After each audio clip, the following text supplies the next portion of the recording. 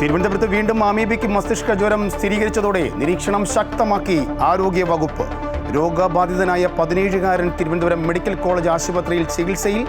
ആക്കുളത്തെ swimming പൂളിൽ +2 വിദ്യാർത്ഥിക്കൊപ്പം കുളിച്ച സഹപാഠികളും നിരീക്ഷണത്തിൽ.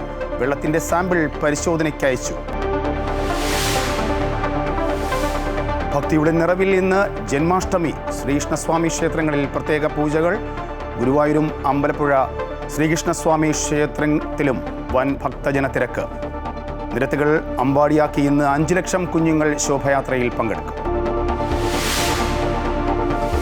വിവാദങ്ങൾ കത്തിനിൽക്കെ നിയമസഭാ സമ്മേളനം നാളെ മുതൽ. രാഹുൽ മാങ്കൂട്ടത്തിൽ സഭയിലെത്തിയാൽ പോലീസ് അതിക്രമങ്ങൾ ഉൾപ്പെടെ സർക്കാരിനെതിരായ പ്രതിപക്ഷത്തിന്റെ ആയുധങ്ങൾ ദുർബലമാകുമെന്ന ആശങ്ക. രാഹുൽ എത്തിയാൽ പ്രത്യേക ബ്ലോക്കിൽ ഇരിപ്പിടം.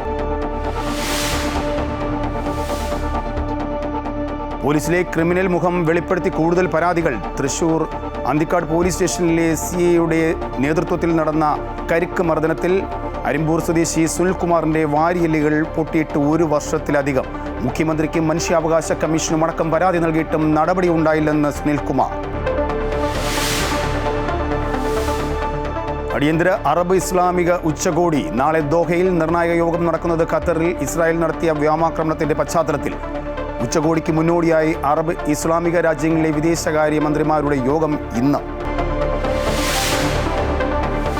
ഏഷ്യ കപ്പ് ക്രിക്കറ്റിൽ സൂപ്പർ 4 ലക്ഷ്യമിട്ട് ഇന്ത്യ ഇന്ന് പാകിസ്ഥാനെതിരെ. മത്സരം കാണാൻ BCCI ഉന്നതർ എത്തിയേക്കില്ല.